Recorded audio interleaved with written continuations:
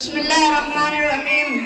الحمد لله كفى والسلام على عباده الذين اصطفى. أما بعد فأعوذ بالله من الشيطان الرجيم. بسم الله الرحمن الرحيم.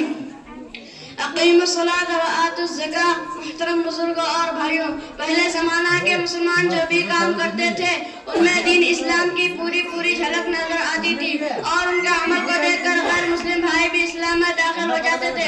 وہ ہر موقع پر اللہ کے حکموں پر عمل کرتے تھے. اللہ کے حکم میں ہی کامیابی ہے. حفاظت و سکون ہے. اس بات کان کو پکایا گن تھا. آج کے زمانہ میں بھی اللہ کے بہت سے بندے ایسے ہیں جو اپنے بزرگوں ہی کی طرف عمل کر رہے ہیں.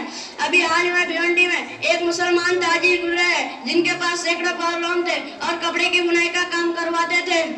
ایک دن کارخانہ میں کام کرنے والے آدمیوں نے ان کو اگر خبر دی کہ شہر میں زبردست آگ لگ گئی ہے. وہ آگ ہمارے کارخانے کے بالکل قریب آ گئی ہے. خطرہ یہ ہے کہ چند 2 منٹوں میں وہ آگ ہمارے کارخانے کو بھی جلا کر راکھ کر دے گی. سیٹھ صاحب اطمینان سے بیٹھے رہے اور کہا کہ فکر نہ کرو، آگ انشاءاللہ ہمارے کارخانے کو نہیں چھوئے گی.